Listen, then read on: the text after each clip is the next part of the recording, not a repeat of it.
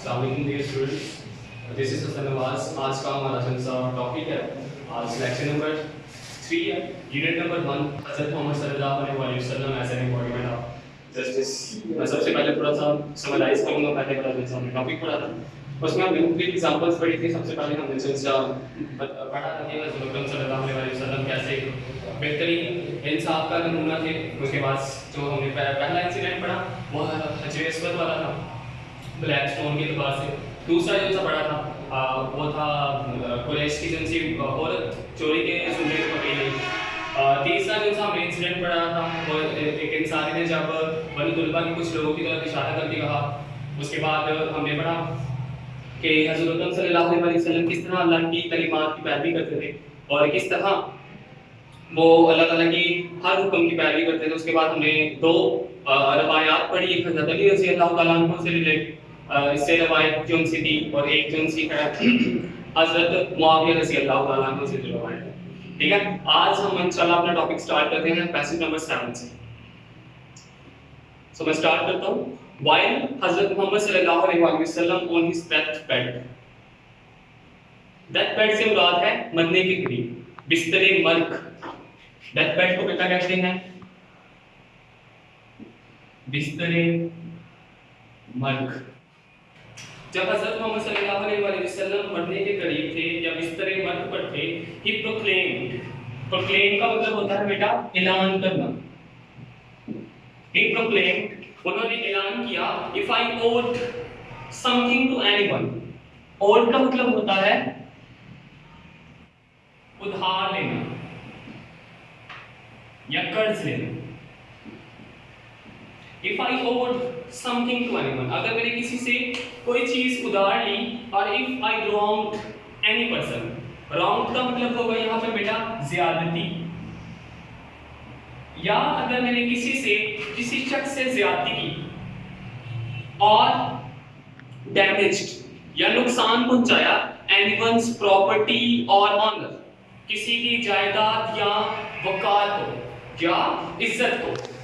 हज़रत मोहम्मद सल्लल्लाहु अलैहि वसल्लम जब बिस्तरे मर्ग पर थे, उन्होंने ऐलान किया, अगर मैंने किसी से कर्ज लिया या किसी शख्स के साथ ज्यादती की या किसी के वकार और जायदाद को नुकसान पहुंचाया, माय पर्सन, मेरी जात, माय ऑनर, मेरी इज्जत, and my property are here.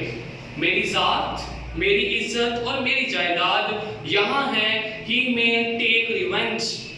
He may take revenge, revenge का मतलब है बेटा बदला लेना, वो मुझसे बदला ले सकता है। He may take revenge on me, वो मुझसे बदला ले सकता है in this world, इस दुनिया। हज़रत मोहम्मद सल्लल्लाहु अलैहि वसल्लम जब बिस्तरे मर्ग पर थे, उन्होंने ऐलान किया, अगर मैंने किसी से कोई चीज उधार ली या किसी शख्स के साथ ज्यादती की या किसी की जायदाद और इज्जत को नुकसान पहुंचाया, मेरी जात, मेरी इज्जत और मेरी जायदाद यहाँ है, वो मुझसे इसी दुनिया में बदला ले। There was complete silence. वहां पर मुकम्मल खामोशी छा गई। Only one person demanded. सिर्फ एक शख्स ने मुतालबा किया, a few dirham, चंद दिरहम का, which were paid to him, जो उसको अदा कर दिए। वहां पर मुकम्मल खामोशी छा गई। सिर्फ एक शख्स ने कुछ दिरहम का मुतालबा किया जो कि उसको अदा कर दिए गए। नेक्स्ट टॉपिक है बेटा हमारा, नेक्स्ट पैसेज कौन सा है? Allah's Rasul proved by his own example.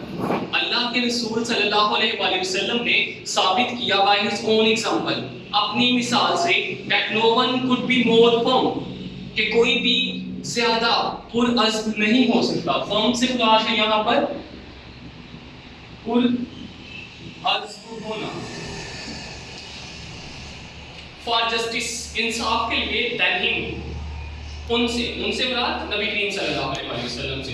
अल्लाह के नबी ने अपनी मिसाल से साबित कर दिया कि कोई भी इंसाफ के लिए उनसे ज्यादा पुरअज़्म नहीं हो सकता, इवन इफ, हत्ता कि it was against his own interest, हत्ता कि वो से मुराद वो इंसाफ उनके अपने मफाद के खिलाफ हो और द इंटरेस्ट या उनके मफाद के खिलाफ, who were near and dear to him, जो उनके अजीज व अकारिब थे। अल्लाह के रसूल ने अपनी मिसाल से साबित किया कि कोई भी इंसाफ के लिए उनसे ज्यादा पुरअज़्म नहीं हो सकता, हत्ता कि वो सिंगुलर इंसाफ, हत्ता कि वो इंसाफ उनकी अपनी जात या उन लोगों की जात के खिलाफ हो जो उनके अजीज व अकारिब थे। He decided every cases, वो फैसला करते हर मामले का, brought to him, जो उन तक लाया जाता, by friend or foe, foe का मतलब होता है दुश्मन, by friend दोस्त या दुश्मन, जो भी उनके पास फैसला लेकर आते वो इंसाफ के साथ करते थे, विदाउट फियर ऑफ फेवर, बगैर किसी फेवर से मुराद होगा बेटा हमायत के। आप सल्लल्लाहु अलैहि वसल्लम दोस्त या दुश्मन की जानिब से लाया जाने वाला फैसला मामला, आप सल्लल्लाहु अलैहि वसल्लम दोस्त या दुश्मन की तरफ से लाए जाने वाले हर मामले का फैसला इंसाफ के साथ करते थे, बिना किसी हमायत के। आप सल्लल्लाहु अलैहि वसल्लम दोस्त या दुश्मन की तरफ से लाए जाने वाले हर मामले का फैसला बिना हमायत के इंसाफ के साथ करते थे। A person of such magnitude, a person शख्स ऑफ सच मैग्नीट्यूड, मैग्नीट्यूड का मतलब होगा बेटा अजमत, a person of such magnitude, इस अजमत का इस शख्स या इंसान ट्रांसेंड्स, ट्रांसेंड्स का मतलब होता है ओवरकम या अबूर कर लेना, ट्रांसेंड्स अबूर कर लेता है द बैरियर्स, रुकावटों को। ऐसी अजमत का शख्स या ऐसी अजमत का इंसान रुकावटों को अबूर कर लेता है। कौन सी रुकावटों को? टाइम एंड स्पेस, ज़मा ओ मकान की। टाइम एंड स्पेस कहते हैं बेटा ज़मा ओ मकान। ये ज़मा ओ मकान से क्या मुराद है? मतलब कि हम आज से 1400 साल पहले, बीइंग अ मुस्लिम, ये मेरा और आप लोगों का यकीन है, बिलीव है कि आज से 1400 साल पहले जो नबी करीम सल्लल्लाहु अलैहि वसल्लम ने बातें हमें बताई, साइंस और टेक्नोलॉजी के साथ साथ हम खुद अपनी रोजमर्रा जिंदगी में उन चीज़ों को देखते हैं, ठीक है। मतलब जो चीज़ें, जो हदायत या जो अमल की पैरवी हमें हज़रत मोहम्मद सल्लल्लाहु अलैहि वसल्लम ने आज से 1400 साल पहले करने को कहा, वो आज तक वैसे ही है। जो इंसाफ का तकाजा तब था, इंसाफ का तकाजा वही आज भी है। जैसा इंसाफ तब चलता था वैसा इंसाफ ही आज चलना चाहिए या चल रहा है। मतलब यही चीज़ है कि ऐसी अजमत का शख्स ज़मानो मकान की रुकावटों को अबूर कर लेता है। मतलब ऐसा अगर कोई शख्स है, उसके लिए ये नहीं है कि वो इसी ज़माने में मशहूर रहेगा, बल्कि वो आने वाले ज़माने में, गुजरे या उसके बाद भी आने वाले ज़मानों में वो हमेशा एक जैसी ही शोहरत हासिल करता है। People of all ages, तमाम अदवार के लोग can find something in his life, उनकी ज़िंदगी में कुछ तलाश कर सकते हैं।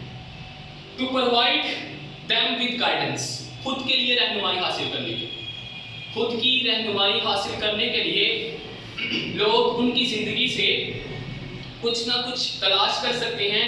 In their various field of activity, in their various मतलब मुख्तलिफ, फील्ड्स का मतलब होता है शोबाजात ऑफ एक्टिविटी, सरगर्मियों के, अपनी सरगर्मियों के मुख्तलिफ शोबाजात में रहनुमाई हासिल करने के लिए लोग आप सल्लल्लाहु अलैहि वसल्लम की ज़िंदगी से कुछ ना कुछ तलाश कर सकते हैं। मतलब अगर किसी ने अपनी तिजारत के एतबार से देखना है तो वो किसकी ज़िंदगी पढ़े? आप सल्लल्लाहु अलैहि वसल्लम की। अगर किसी ने मुआशियात के बारे में पढ़ना है तो वो किसकी ज़िंदगी को पढ़े?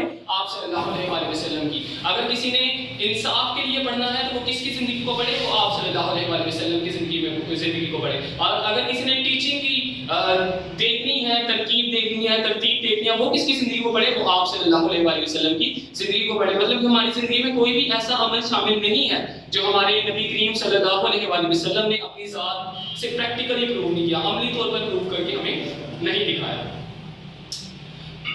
The holy Quran clearly mention, कुरान मजीद ने वाज़ेह तौर पर बयान करता है this aspect of his life, उनकी ज़िंदगी का ये पहलू। कुरान मजीद उनकी ज़िंदगी का ये पहलू खास तौर पर या वाज़ेह तौर पर बयान करता है। इंडीड इन द रसूल of Allah you have a good example to follow. Indeed दर हकीकत अल्लाह के नबी आपने एक बेहतरीन मिसाल पैरवी करने के लिए रख दी है, टू फॉलो फॉर हिम, उन लोगों के लिए। वो पैरवी कौन करेंगे? वो लोग। वो कौन से लोग होंगे? Who hopes for Allah and the last day, जो अल्लाह और रोज़े क़यामत पर यकीन रखते हैं, एंड रिमेंबर्स अल्लाह मच, और अल्लाह ताला को याद करते हैं। होली कुरान आप सल्लल्लाहु अलैहि वसल्लम की ज़िंदगी के इस पहलू को वाज़ेह तौर पर बयान करता है कि दर हकीकत रसूल, अल्लाह के रसूल, आपने एक पैरवी के लिए एक बेहतरीन मिसाल, you have a good example to follow, आपने एक बेहतरीन मिसाल रख दी है उन लोगों के लिए जो अल्लाह और आखिरी दिन के ऊपर यकीन रखते हैं और अल्लाह ताला को बहुत ज़्यादा याद करते हैं। सो बेटा, ट्रांसलेशन के एतबार से आज हमारा चैप्टर नंबर 1 कंप्लीट हो गया है। इंशाल्लाह इसके जो से क्वेश्चन आंसर है वो आपको कल आपको प्रोवाइड कर दिए जाएंगे। इसको मेरा बेटा बहुत अच्छे से प्रिपेयर करना है। ये ट्रांसलेशन बहुत इंपॉर्टेंट है आपके बोर्ड के पॉइंट ऑफ व्यू से भी, और आपके जो से क्लास टेस्ट वगैरह होंगे इंशाल्लाह, जो आपको पता है कि आपको स्केड्यूल सेंड किया गया, आपका मंडे को टेस्ट है, तो इंशाल्लाह उस एतबार से भी ये बहुत ही ज़्यादा इंपॉर्टेंट होगा। और मेरा बेटा ये मैंने कुछ वोकैबुलरी और ग्लॉसरी वर्ड्स लिखे हुए हैं, ठीक है, इनको आपने अच्छे से कर देना है। Ancestor, forefathers, destitute, needy, equitable, fair, firm, definite, for enemy, intercede, interpose, intercede सिफारिश करना, मैग्नीट्यूड अजमत, ओ अभी जो हमने पढ़ा कर्ज उधार लेना, रिवेंज अवेंज बदला लेना, सीक तलाश करना। उसके बाद बेटा ये वोकैबुलरी वर्ड्स है। मॉडल का मतलब होता है एग्जांपल, पिटी पाइसनेस, पिटी मतलब नेकी तकवा, एटर्नल, एटर्नल का मतलब होता है आने वाली, अब्दी, आने वाली अजली जिंदगी जो होती है, अनएंडिंग हो गया, earn gain, sermon preaching, revenge avenge, commandment जो हमने पढ़ा था लास्ट लेक्चर में, कमेंडमेंट कि हज़रत मोहम्मद सल्लल्लाहु अलैहि वसल्लम ने हमेशा अल्लाह की कमेंडमेंट, टीचिंग, तालीमात को की पैरवी की। अब health continue, destitute, needy, proclaim का मतलब होता है प्रोमल्गेशन,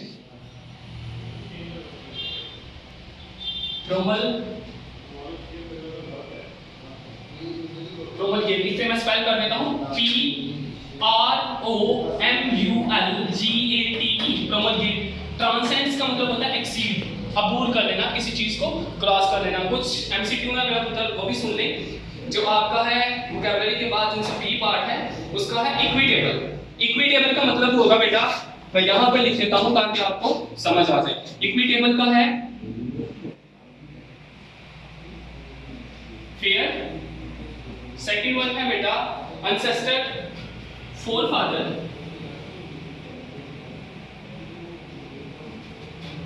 उसके बाद बेटा थर्ड वन है फॉय।